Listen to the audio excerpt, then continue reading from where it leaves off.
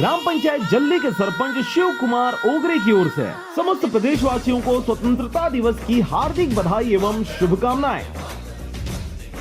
ग्राम पंचायत हरिहरपुर के सरपंच विजय यादव की ओर से समस्त प्रदेशवासियों को स्वतंत्रता दिवस की हार्दिक बधाई एवं शुभकामनाएं। ग्राम पंचायत सिद्धगंगा के सरपंच जय देवांगन की ओर से समस्त प्रदेशवासियों को स्वतंत्रता दिवस की हार्दिक बधाई एवं शुभकामनाएं।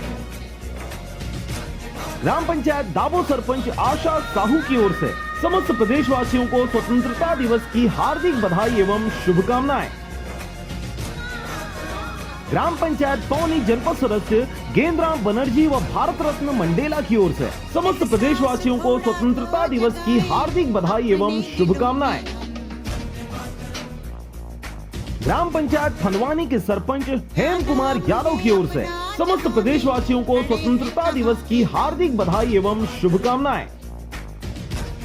ग्राम पंचायत केशरी कला के सरपंच श्रीमती राधिका रूपचंद जांगड़े की ओर से समस्त प्रदेशवासियों को स्वतंत्रता दिवस की हार्दिक बधाई एवं शुभकामनाएं। ग्राम पंचायत डोडा सचिव तिलक राम निर्मलकर की ओर से समस्त प्रदेशवासियों को स्वतंत्रता दिवस की हार्दिक बधाई एवं शुभकामनाएं।